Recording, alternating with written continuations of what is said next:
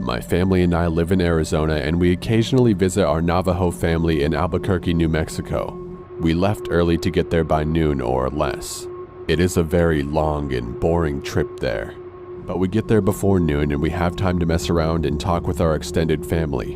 And we, kids, start to play around till the evening starts to show.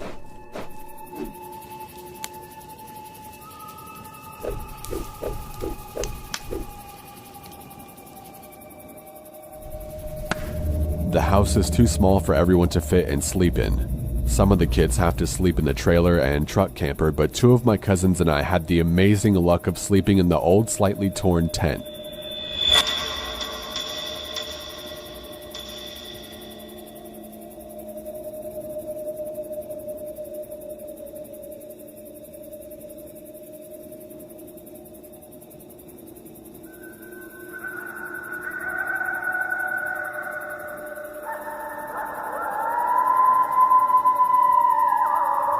We are well asleep at this point, and for some unknown reason, I wake up.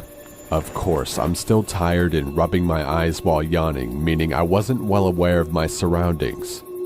Once I finish rubbing my eyes, I look straight at the entrance of the tent and see a figure illuminated by the back porch light standing in front of the tent. At first I was scared, but thought it was my other cousins just messing with us.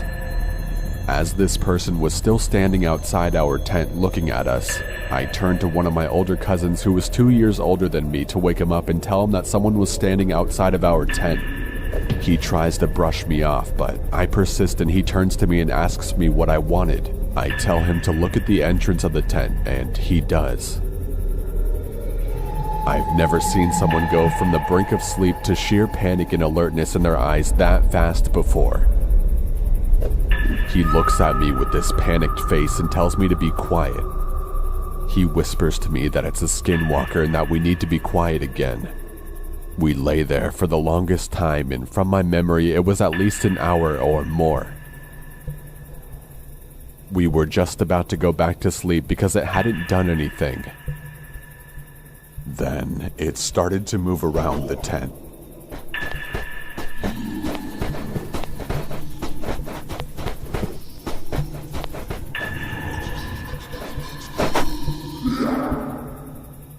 Remember when I said this was an old tent?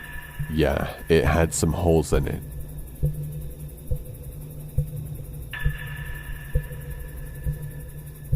One of the holes was the size of a quarter, and I decided to be brave. As it continues to walk around the tent a 4th time, I slowly crawl towards the hole and try to take a look. As I did this, my cousin told me to get back to the bed or it'll hurt us. Of course, as a kid, I ignored the warning. I'm at the quarter-size hole and looking out to see whatever it was. It comes around the hole, and what I saw was bone-chilling.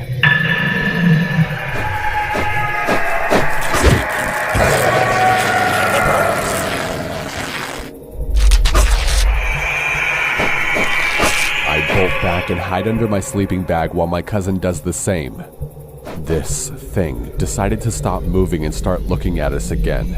I hid under the covers and spent every ounce of energy being scared. And then I finally fell asleep.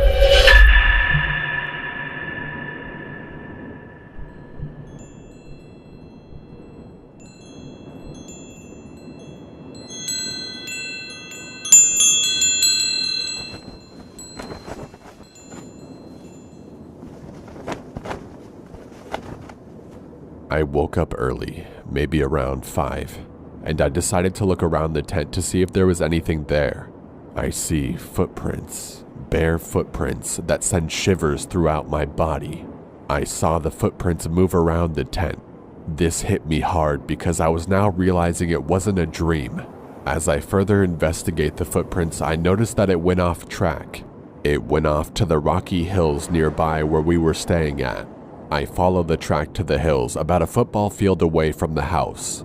As I continue to follow the tracks, something strange and scary happens.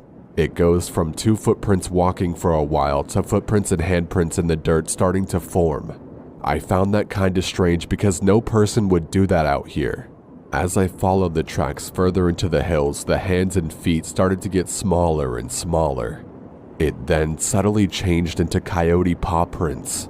That is when I stopped and turned back home, first walking fast, then onto a full-on run.